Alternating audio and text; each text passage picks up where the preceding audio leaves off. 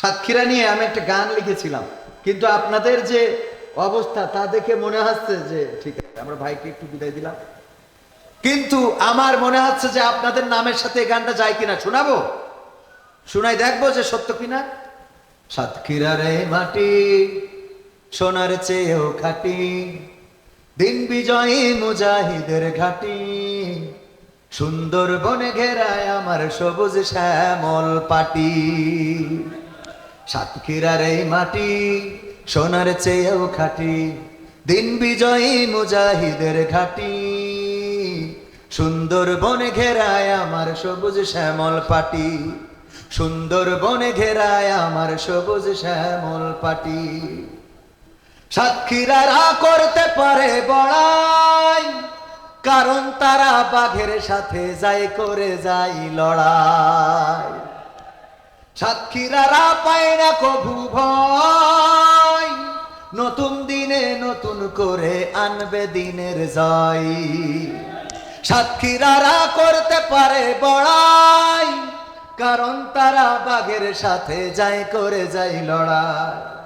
সাতক্ষীরারা পায় না কভু ভয়, নতুন দিনে নতুন করে আনবে দিনের জয়।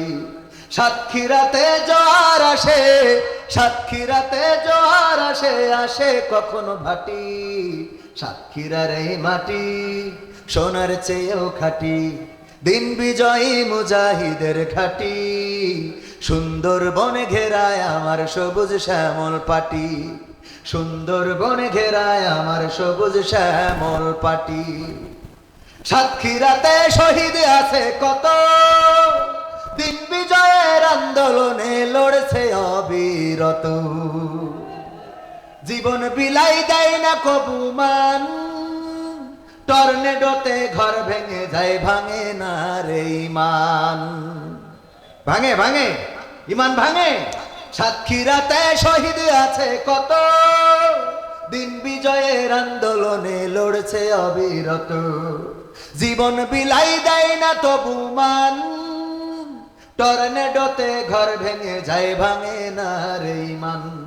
সাতক্ষীরাতে জোয়ার আসে, সাতক্ষীরাতে জোয়ার আসে কখনো বা ভাটি।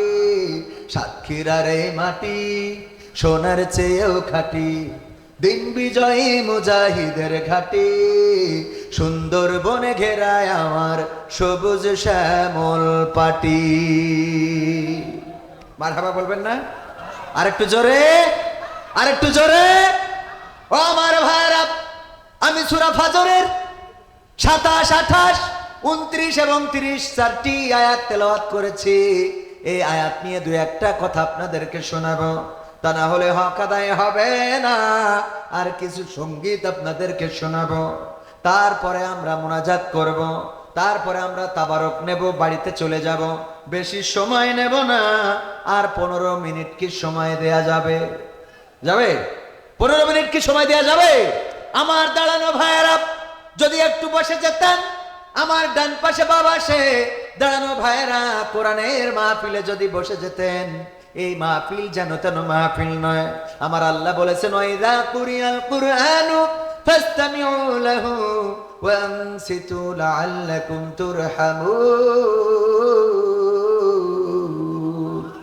আমার আল্লাহ বললেন, যখন তোমাদের সামনে কোরআন থেকে পড়া হবে, কোরআন থেকে তেলাওয়াত করা হবে, কোরআন থেকে শোনানো হবে, তখন তোমরা চুপ থাকবে এবং হৃদয়ের কান দিয়ে শুনবে, যাতে করে তোমাদের উপরে আল্লাহর রহমত বর্ষণ হতে পারে।